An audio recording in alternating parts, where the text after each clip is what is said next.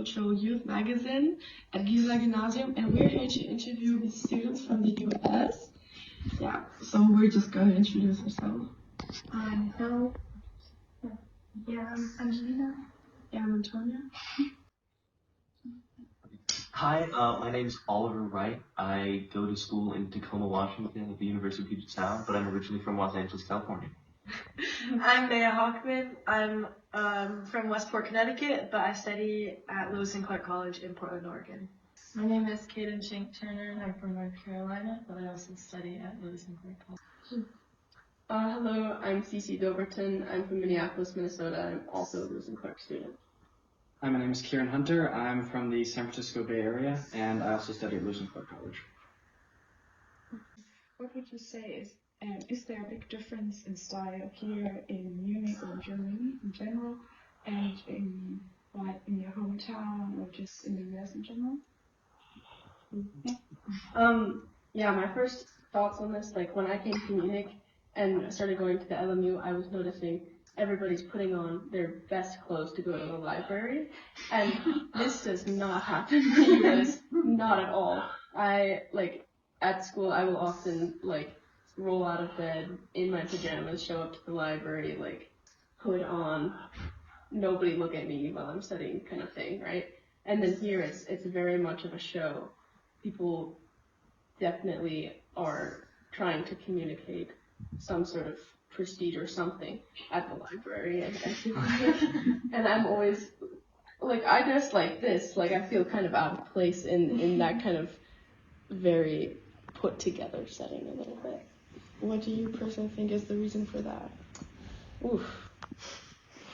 Of someone else. Yeah. I mean, I will say something that I've noticed is that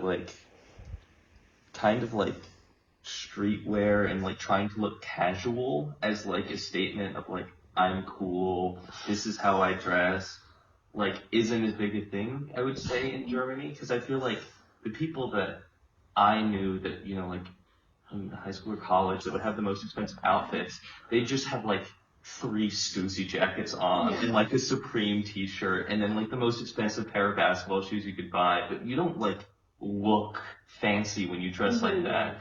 The status comes from the fact that it's a streetwear brand and everyone knows what streetwear brands are, and so it's and so then it's I think there's less of a thing about, it doesn't seem as less professional to look dressed down, because it's high fashion is also, at least in cities, is also a little bit dressed down, I would say, in the US. Yeah, I think it's just about the expense, not exactly it matches together.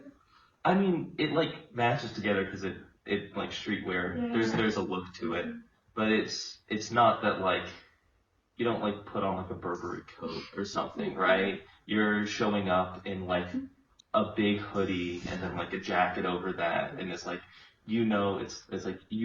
looking at it oh, that necklace is chrome hearts or something. That's what expensive fashion is on the street.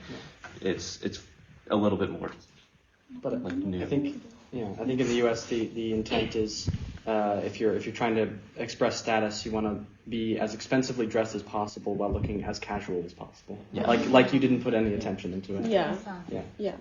We just heard a presentation about haute couture, and she said that most of the influences back then were from the empresses or the higher people, or how do you say it? Aristocrats. Yeah. So what would you say? Where does the fashion influence come from now? Or from which people? Yeah, or people. Or people, yeah. Or culture, country, yeah. I mean, I think today we're definitely living in a digital age, right? So for me, it feels like these social media influencers from all over the world are dictating trends. So everyone was wearing sambas at one point, and it got huge. And so anywhere you went all over the world, well, I don't know, at least in America, and everyone was wearing sambas, and I think right now we're living in an unprecedented age where trends are moving so quickly, and what's in fashion is changing, it feels like, every single month. But yeah, so I would say social media, Instagram, TikTok, is dictating what we find fashionable nowadays. Do you believe they have like the most impact? I do, yeah. And you guys? Yeah, I was gonna say like she brought up the Met Gala, and it's like, oh, who's invited to the Met Gala? Oh yeah, like, you know, the actors, the singers, everyone who's the most popular in that year, they get invited, and it's like, oh, it's their first Met Gala, blah blah blah. But it's like they're being dressed by these designers, and they're also showing status. But I was also thinking about the Kardashians briefly, and just like how, you know, they're like the influential family in the U.S., and like they, through social media, it's like everyone's always looking at them. So I think Would you say that like big events like the Met Gala or like fashion shows are still have a big impression on people? Like maybe a fashion house shows their spring collection and people are getting inspired by that, or it doesn't matter anymore? Yeah, I think yes, it does matter, and I think yes, these fashion shows and things similar to fashion shows are definitely influencing these cultures, but I also do think it's very dependent on like internet algorithms. So like what kind of content is being pushed and what kind of content are you like interacting with, and I think it's really dependent on like who has access to that type of interest even. So like if it's not like if somebody's not like in a culture where they can even know about high couture, that's not gonna influence them because of algorithms and whatnot. Yeah, well, to touch on the point of, this isn't necessarily specific with fashion, but I think it also relates to touch on the point of algorithms. I think it's really hard to know sort of where these influences, where these ideas are actually coming from nowadays, because we sort of consume passively a lot of this media that we don't really necessarily know where it's from. So sometimes it feels like maybe if with fashion or whatever, an idea sort of just pops into existence and it just sort of comes about from somewhere. But so I would say the link between the high fashion and I don't know what people are necessarily wearing is hard to see, but I think it's probably definitely there. I also wanted to quickly like go back to the question of like who is doing or providing the couture for us, and I want to like mention briefly like drag queens, because like I mean like Drag Race and RuPaul's Drag Race is such a big phenomenon on the media, and you know like a lot of the runway like examples are like, oh, blah blah blah, couture this, couture that, whatever, and it is all like handmade a lot of the time. And a cool part about like drag fashion is that it like is scrappy and put together sometimes, but then the other half is like, you know, really time consuming, hand sewn sequins, this kind of thing. And so I think they do keep couture alive for like maybe like less aristocratic communities. So since we just heard the presentation about haute couture, so what does it do to you? Like, what does it represent to you? Like, yeah. I mean, I would say that like with haute couture or like any kind of like runway thing, that like it's kind of like its own separate art form, and so it's again, I would agree with Kieran on this point. Its influence on like normal fashion culture is kind of hard to see, because it's like I can watch like an Alexander McQueen like fashion show and be like, this is amazing, and not be like, I want to wear anything that is in that show, because it's kind of its own product that's selling you this kind of idea. But then when I go to like, and it's like you can see like Alexander McQueen pieces in a museum, and I see them in a museum, I'm like, oh my god, this is the most beautiful thing I've ever seen. I would not wear a dress made out of garbage bags. It's just, it's incredible. The video is incredible. I know. Just for the show, and like you would never see that on the streets. That's just like for. But then you see like 5 years later, there's a bag that has the same kind of texture on it. So there's ways in which it influences. But I would say it is kind of part of this like massive it's like it's kind of the art of marketing almost. It's this massive branding exercise. Same with like the Met Gala. It's a massive branding exercise, and its influence on fashion is kind of opaque, I would say, to the average. Yeah, I think consumer. it's like rest like in a little bubble of like people or like Society. We're gonna hear, I think the next presentation is gonna be about sustainability and some, I don't know the title. Stella McCartney. And Stella McCartney, so it's a bit more of a difficult question.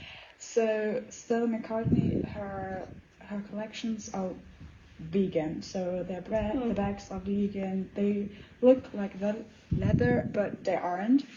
But so she gets praise, or the brand gets praise for that.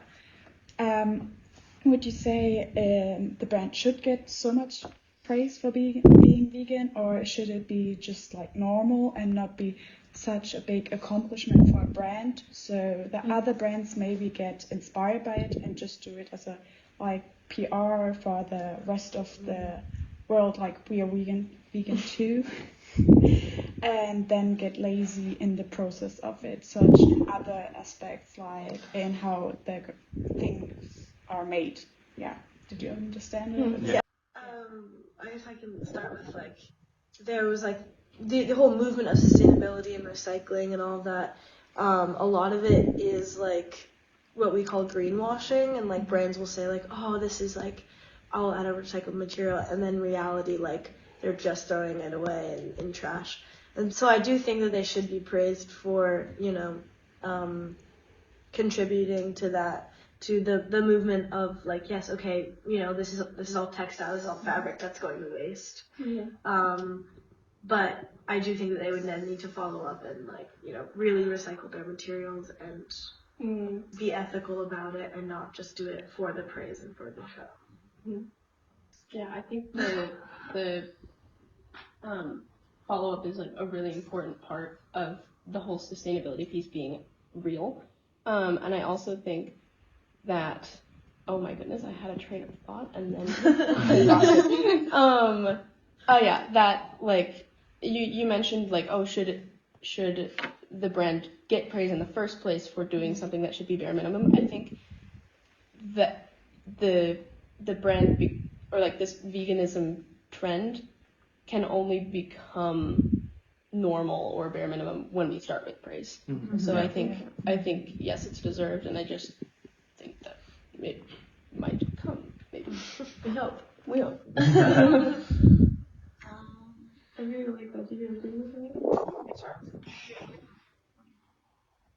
I mean, yeah, I would say, well, it's one of the, I mean, yes, I do agree that like it's a good step, but it's also like and maybe this is an uninformed perspective, but it appears to be that given how much like fast fashion, for example, the sheer volume of material that they're using to produce these very inexpensive, used maybe one or two time garments. I think that's more where the attention should be, rather than the very high end, you know, gonna. Like it's nice that they're doing this, but I don't think that's where the attention should be. I would say. And would you say that buying fast fashion is like complete no-go, or there are certain, or under certain circumstances, buying fast fashion is okay? Yeah. Just the question. In despite of the greenwashing. Yeah. I think fast fashion has sort of become like Amazon to me. It's like I don't want to buy it. I don't want to use it. I feel wrong doing it. But sometimes, like, I'm not gonna lie, like I've partaken in both. But I do think like being more creative or being more resourceful is better, always better. And I was gonna say like before, but I don't know why I didn't. But in Portland, where we go to school, there's a huge thrifting culture. And there definitely is secondhand stores here, but it's almost like you ask anyone where their outfit is from, and over half of it is thrifted. So it's like bought secondhand for way cheaper, and I always feel that that's better. So I'd rather go to a secondhand store and see if I could find what I need rather than ordering it online. Why did the feeling of not wanting to buy fast fashion appear to you? Wait, where does it come from? Yeah. Honestly, like social media. Like I wouldn't have known that it was, killing the planet and using child labor unless I saw that article or post on social media. Any other opinions? Well, I mean, I'd also say I think that it's important for the consumer to try and not use fast fashion, I would say, but also we have to come at it from the other side, and we have to regulate what kinds of products can be sold. Yeah. If we know something's being made with child labor, that shouldn't be allowed to be sold on the market. That's that's my opinion. Yeah. I also have a question on the third subject, like feminism and like fashion. So, with like haute couture, do you think like it does stand in the way of feminism because it's like mostly produced for women to wear? Does it stand in the way of feminism? Of like this like liberation of Exactly. I don't know. I mean, I think like as someone who I personally like I am a woman and I embrace my femininity and I feel the most myself when I am wearing a beautiful skirt or a beautiful dress. And so I don't know that hinders my ability to be a feminist. I can definitely see where you're coming from of, making sure that women, for a long time women were allowed to wear pants, right? And kind of keeping these boundaries between men and women stable. And so I can see that, but I also think that I don't know, at least for myself, for my own personal identity, like I feel the most myself when I am wearing something like a beautiful gown, but that's just me. Yeah, I agree with you. Yeah. And something that I was thinking about the theme of femininity is that like we're taking an art history class right now, and we've been going to the Alte Pinakothek a lot, and there are no female artists in the Alte Pinakothek, and a lot of these paintings are of women, and their bodies and their fashion, and I think there's something to say about like male designers creating the image of a woman for consumption through couture as well. Even though it is beautiful and it's lovely and it's popular, like I do think that there's some critical thought that needs to be happening with just the fact that it is coming from the male gaze. Okay, so Alte Pinakothek is a museum in Munich, and have you been to Neue Pinakothek as well? And did you like see it? It's closed.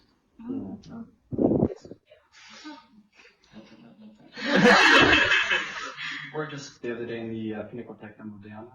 Yeah, so that's what I mean.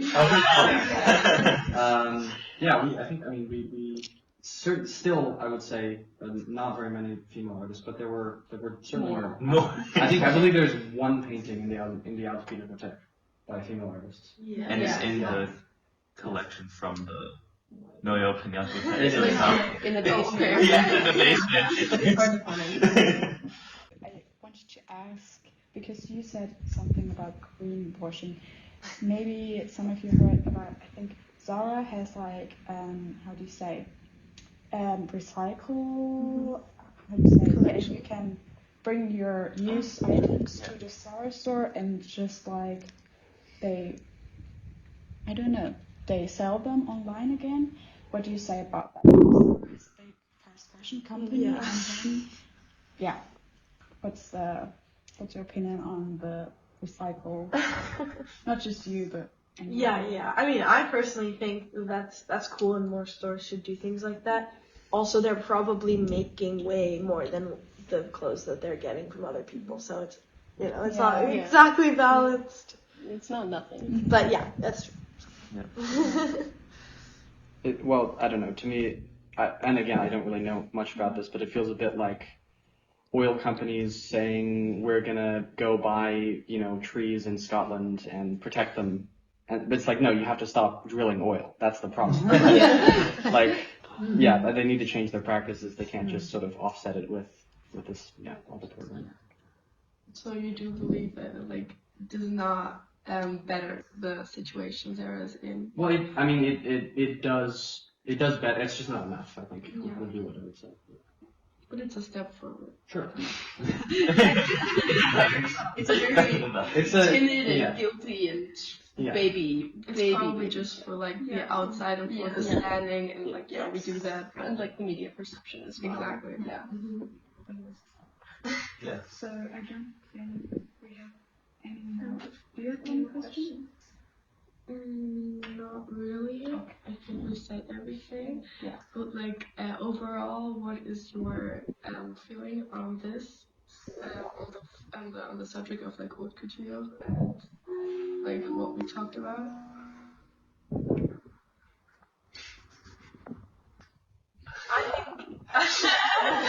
I think I would love to see some men in some of those dresses. I think that's also new recently, right? Like more men are going to the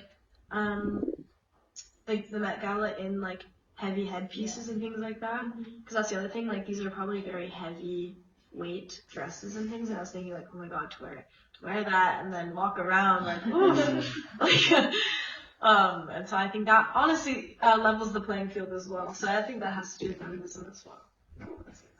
Yeah, or just even more representation of not just men, but also non-binary people, and in fashion in general. And just being a little bit more representative in terms of gender expression and race. I think that would be because she was sort of. I think it would be awesome. So I believe that's a great ending. Thank you. Thank you. So I think the next presentation is Because also.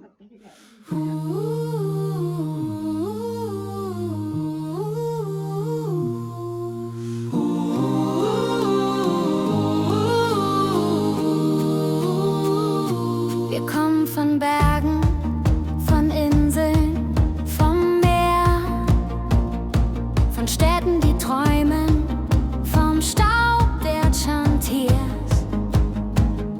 Mit Stimmen aus Straßen, aus Klassenzimmern. Wir senden ein Leuchten durch digitales Flimmern. Tretunion, wir bauen ein Band aus Sprache, Respekt und offener Hand. Ein Netzwerk aus Hoffnung von Schülern gemacht. Für Würde, für Frieden, für demokratische Macht.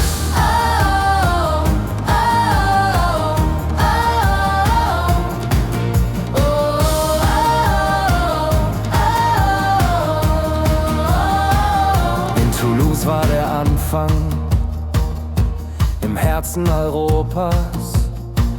Doch die Stimmen der Jugend, sie kannten kein Oben, kein Unten, kein Später. Sie reichten von München bis Accra, von Rio bis Seoul. Und ihre Texte waren mehr als nur Worte, sie waren ein Ziel, ein Gefühl. Tretunion, wir bauen ein Band aus Sprache, Respekt und offener Hand. Ein Netzwerk aus Hoffnung von Schülern gemacht. Für Würde, für Frieden, für demokratische Macht. Oh, oh, oh, oh,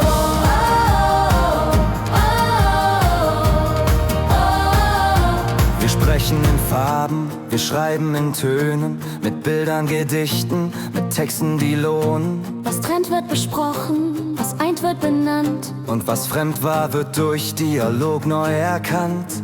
Tretunion, wir bauen ein Band aus Sprache, Respekt und offener Hand. Ein Netzwerk aus Hoffnung von Schülern gemacht. Für Würde, für Frieden, für demokratische Macht.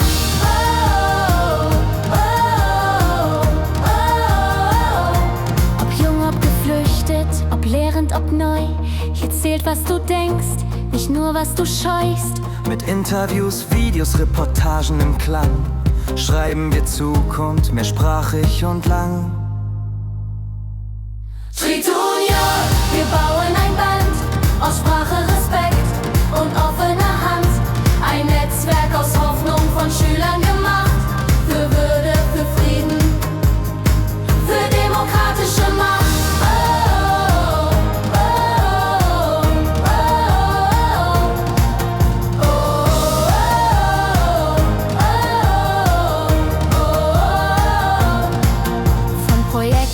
Projekt, mal online, mal print. Die Themen, sie glühen, weil wir mittendrin sind. Integration, Mut, was kommt, was vergeht. Hier lernt man die Welt, wie sie leibt und lebt.